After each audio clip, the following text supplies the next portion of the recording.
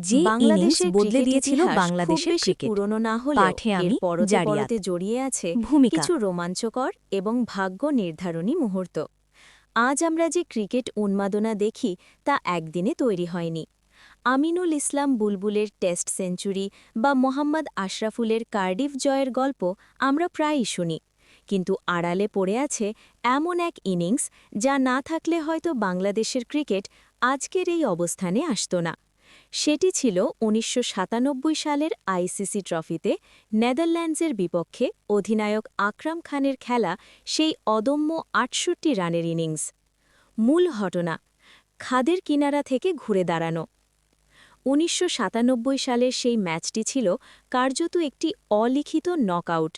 হারলেই বিশ্বকাপ খেলার স্বপ্ন শেষ। কুয়ালালামপুরের সেই ম্যাচে টসে জিতে ফিল্ডিং করার সিদ্ধান্ত নেয় বাংলাদেশ। দুর্দান্ত বোলিংয়ে নেদারল্যান্ডসকে ১৭১ রানে অল আউট করে জয়ের নাগালে চলে আসে দল। কিন্তু আসল নাটক শুরু হয় বাংলাদেশের ব্যাটিংয়ের সময়। বৃষ্টির বাগড়ায় লক্ষ্য দাঁড়ায় ৩৩ ওভারে ১৪২ রান।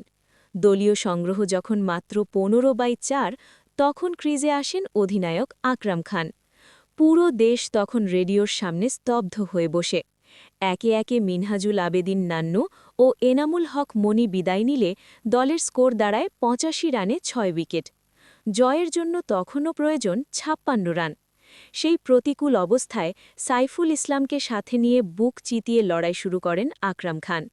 বৃষ্টির কারণে ভেজা মাঠ আর মানসিক চাপকে জয় করে ৯২ বলে খেলেন অপরাজিত ৬৮ রানের এক মহাকাব্যিক ইনিংস।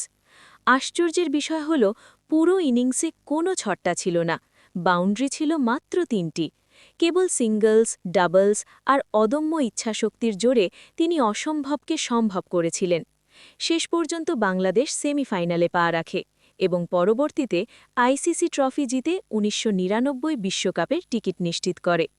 উপসংহার, আকরাম খানের সেই ইনিংসটি কেবল কিছু রানের সমষ্টি ছিল না, বরং তা ছিল বাংলাদেশের ক্রিকেটের টিকে থাকার লড়াই। সেই জয়ের ওপর ভিত্তি করেই বাংলাদেশ ১৯৯৯ বিশ্বকাপে পাকিস্তানকে হারানোর সুযোগ পায় এবং ২০০০ সালে টেস্ট স্টেটাস অর্জন করে।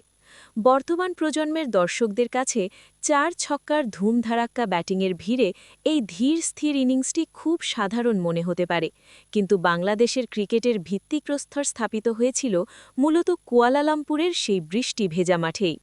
রেডিওর সেই ধারাবিবরণী যারা শুনেছিলেন তারা আজও জানেন সেই ৬৮ রানের মূল্য কতখানি। আর্টিকেলটি ভালো লাগলে একটা লাইক শেয়ার করতেই পারি।